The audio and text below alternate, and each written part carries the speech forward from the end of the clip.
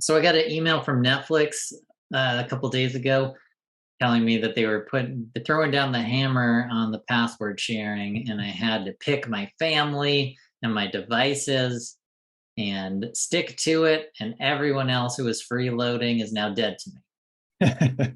Yeah, I saw that in the news. It's funny. It's like they're hoping to use the drug dealer approach after all these years. It's like you've been getting this mostly for free or from friends, and now your friends are gone and you're addicted, and it's time for us to collect. Yeah, back in 2017, I think they had a slogan. It was something like, "Love is sharing a password." I saw you shared that tweet with me. That has aged so poorly. So I feel like everyone's going to have these tweets like, guess Netflix doesn't believe in love after all. Aged like milk.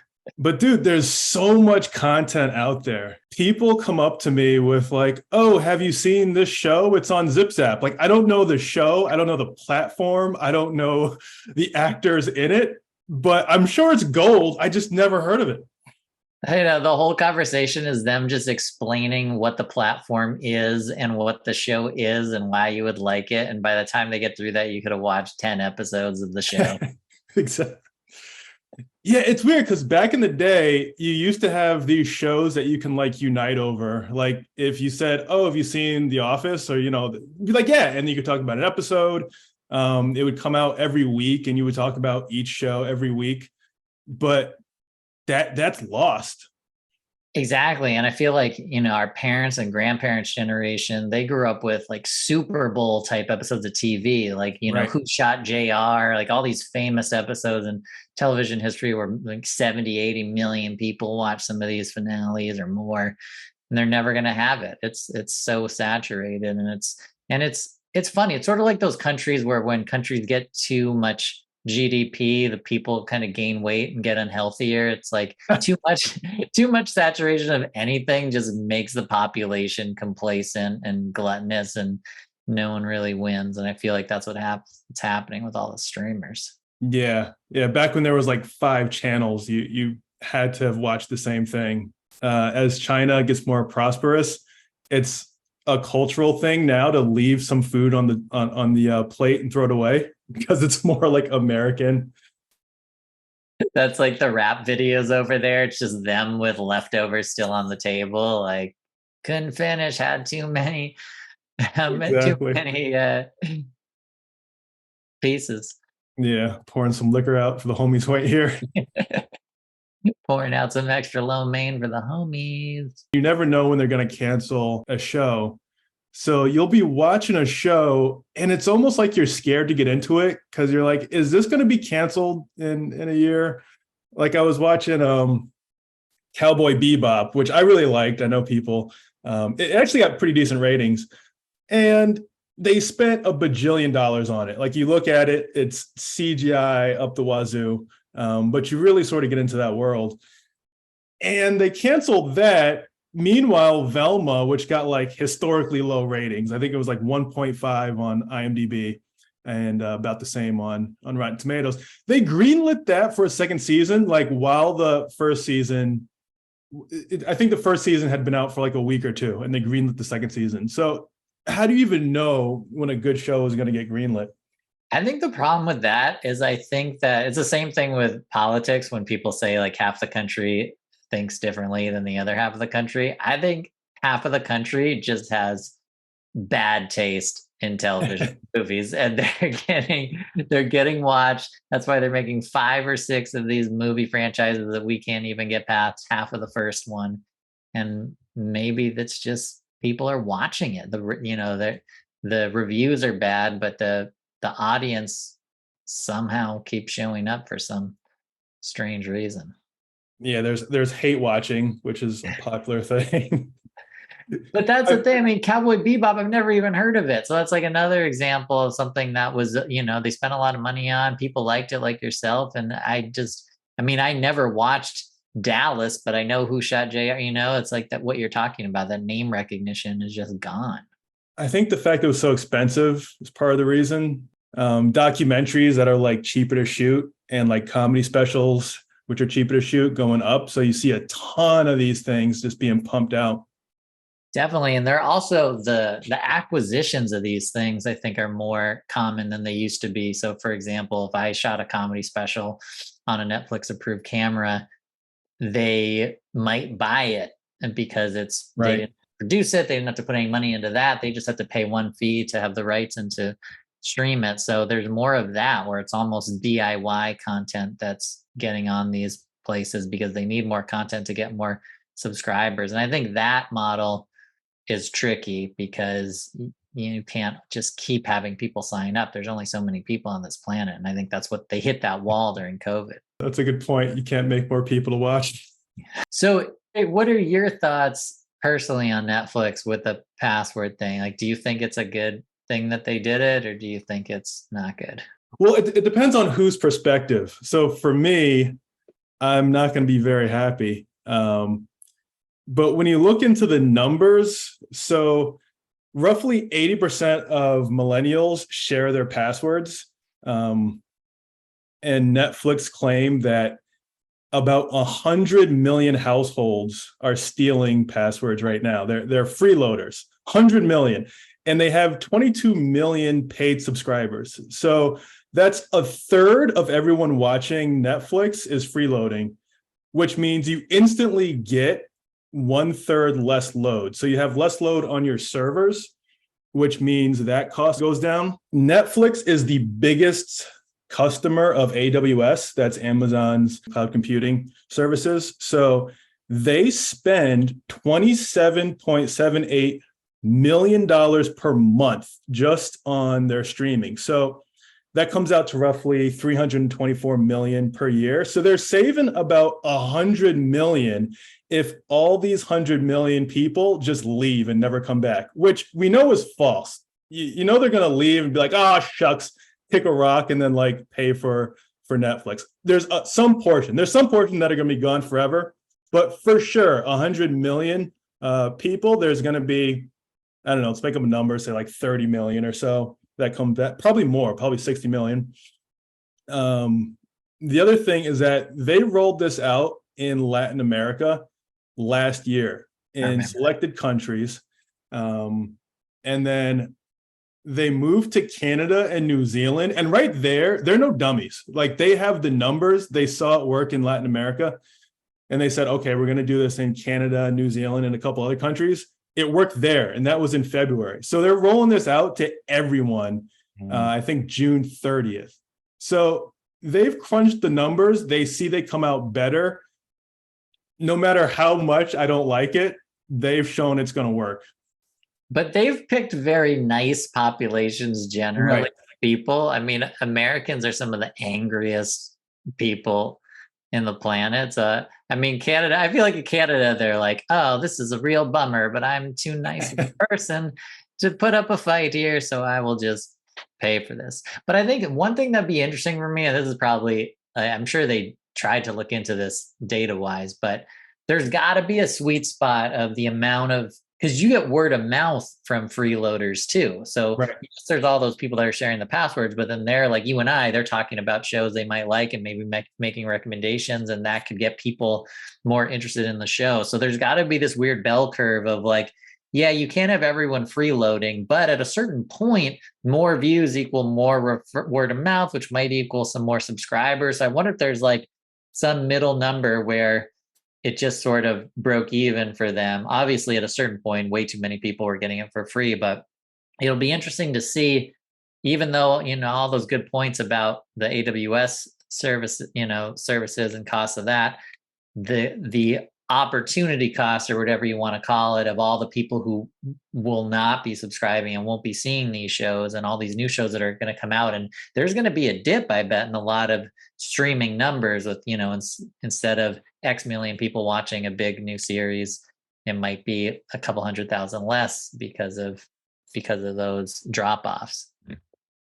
Yeah, I mean, I'm sure they can take that into consideration and adjust it to be like a certain percentage of subscribers watch it and get the same data. But what you mentioned before about like word of mouth, that's exactly why they were saying that in 2017, where they were encouraging you to share your passwords. Mm. And they're no longer that size company. They are a giant. 24% of subscribers who subscribe to any streaming say Netflix is their favorite.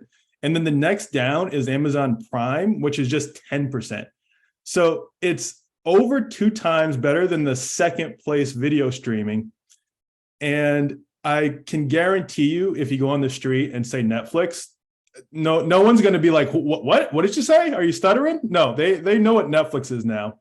So that's kind of off the table to them. And now it's just about profits. They want to make a return. They actually claim that through cracking down and a bunch of other cost cutting measures, they're going to make up $300 million this year just in costs. So they're going to be making a lot more money. Their name recognition is still way up there. And they've already shown it works in these small countries. Like Latin America might be a little less easygoing than Canada, and it worked there. The only caveat I would give is if Americans got together and revolted and like unanimously boycotted or something and strike this, then maybe they would back down. But most likely they're not that united. they're gonna just keep paying.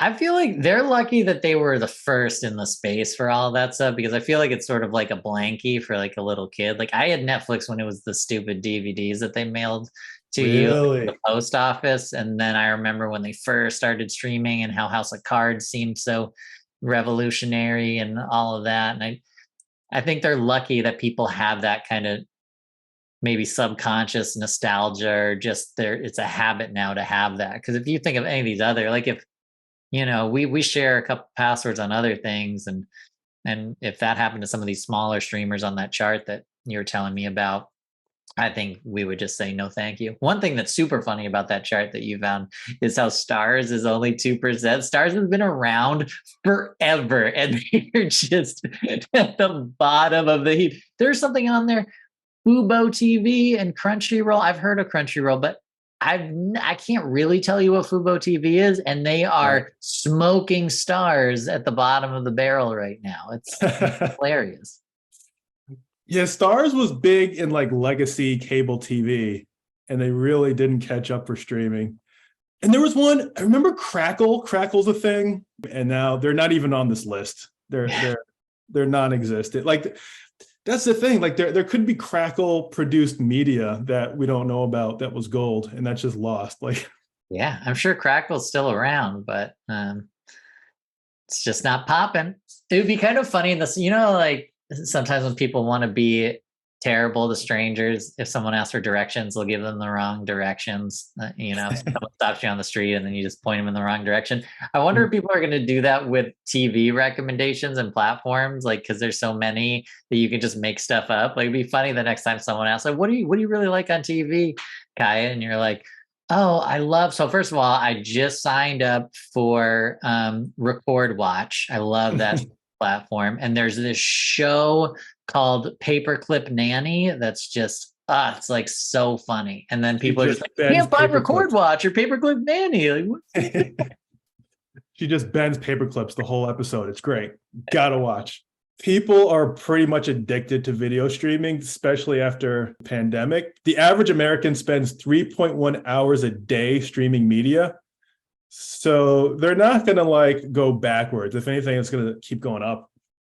Yeah, that's true. It'll just be interesting to see what cream rises to the top. And, you know, because when you think about especially comedy specials, I mean, you and I talk about this a lot. Comedy specials used to be a big deal. HBO special was the just top tier 1 hour thing.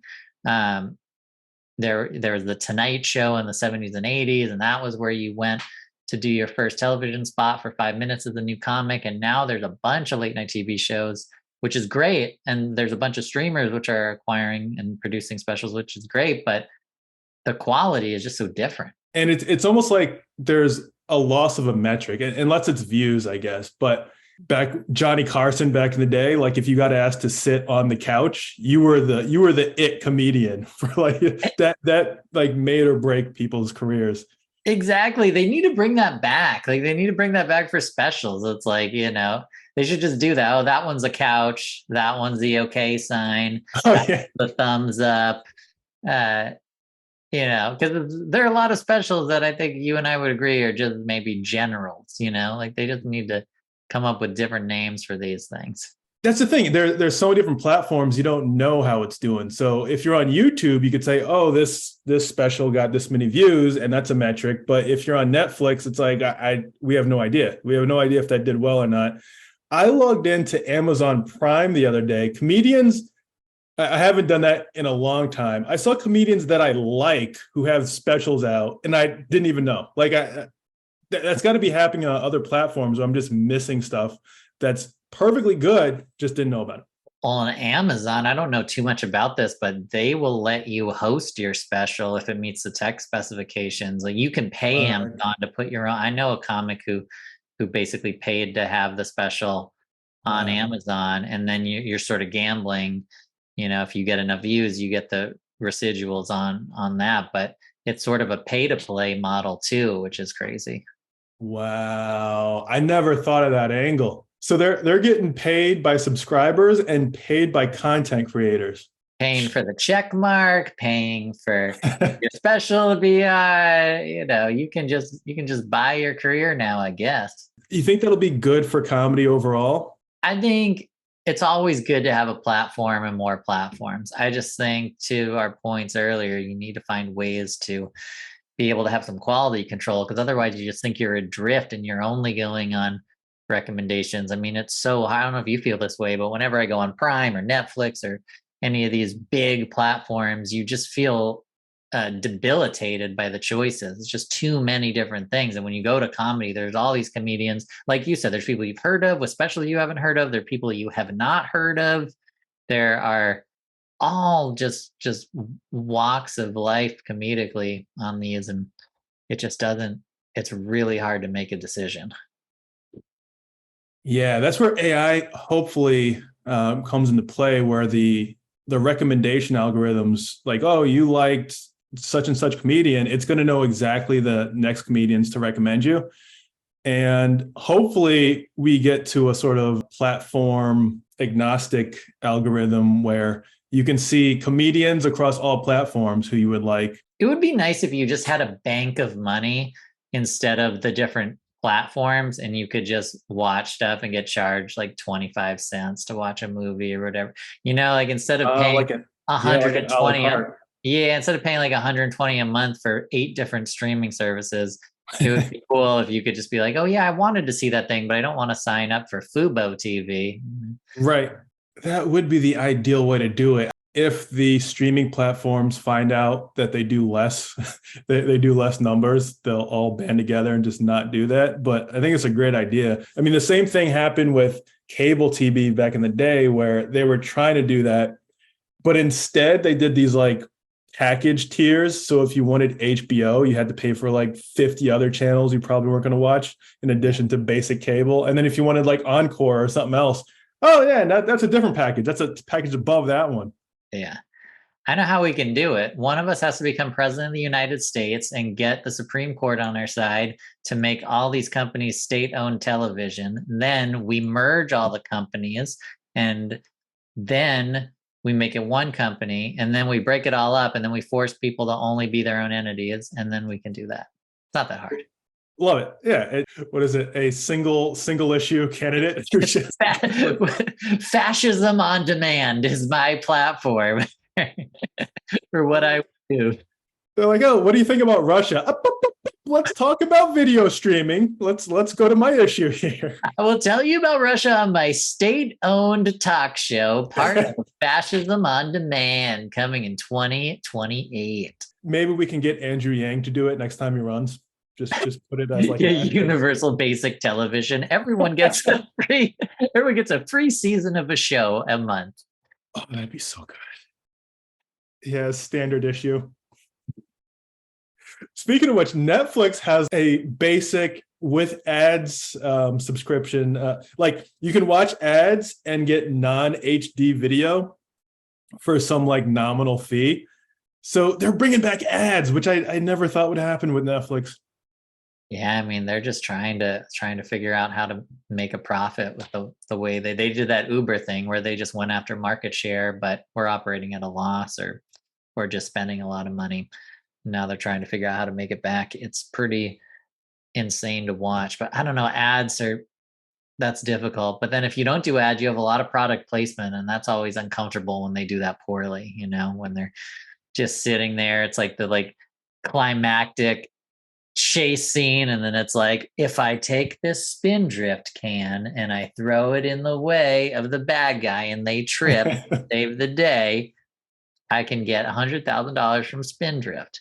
When the ads that show up in like YouTube and whatnot that have been like following me and have watched my purchases on all these other sites, and then it gets really specific, that gets weird too. It's like too accurate. You're like, you should know that about me, computer.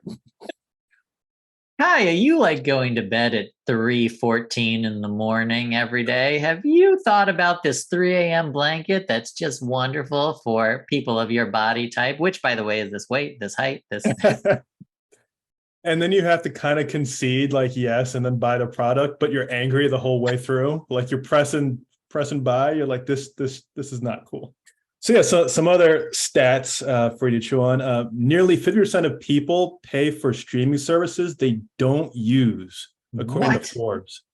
Yeah. I think the average American has 2.8 streaming services they use. I'm sure Crackle is that 0.8 of a service. But yeah, the average is like $39 per month for streaming subscriptions.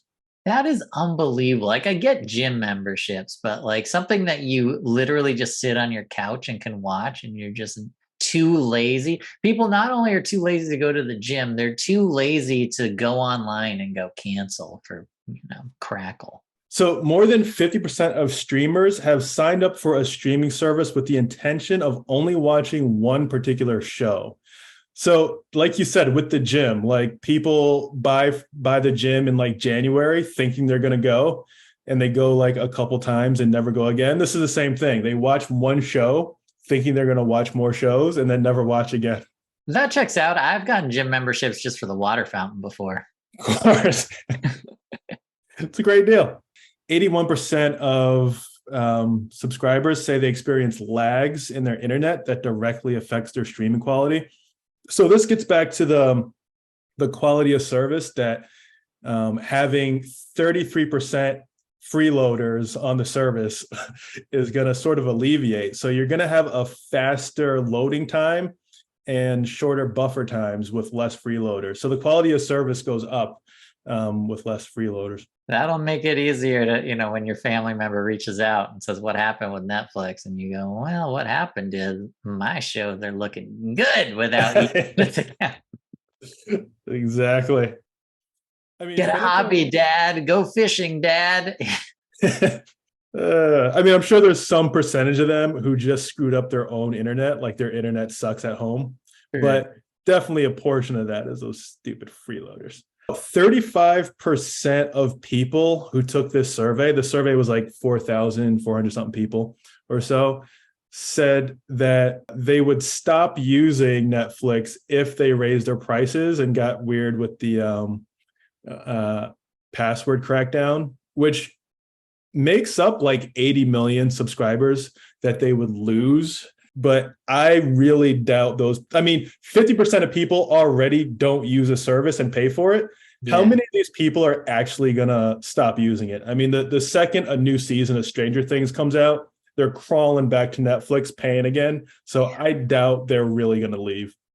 The bummer will be if they start doing activation costs to try to get people to stop doing the short-term streaming, because that is one great thing about these services is it's not like cable where you had to pay $150 to set up the box and all, and even that stuff I think is going away. But yeah, that was a weird time. But speaking of which, I'm probably going to switch from YouTube TV to Spectrum soon because these cable companies are doing the same thing that YouTube TV is doing, and I can get 15 channels for $30 a month instead of a bunch of channels for $80 a month. It just kept going up. It was very cheap, and then I realized I probably only watched 10 channels max. So $29.99 for 12 months, and then it goes up to $1 million after a year, and I have to call them and tell them I'm going to YouTube TV. But here's the thing: you just got to find someone in your household Like, what I'll do is I'll just have my wife go back to YouTube TV after a year, and Ooh. then she'll go to Spectrum after a year, and then maybe we'll just keep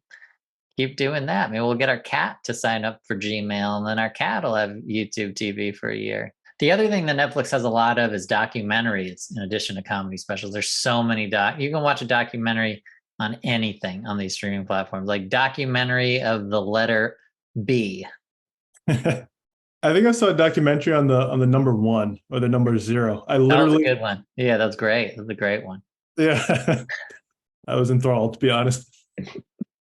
From the creator of -1 comes 0. Very controversial. Yeah, what I also don't like is if you fact check some of the documentaries, you find like a ton of flaws, and you're like, what did I just watch? Like, that's not a documentary. That was like either propaganda or just very biased. I don't know. Just like comedy, like there needs to be a way to make sure the quality is staying up there.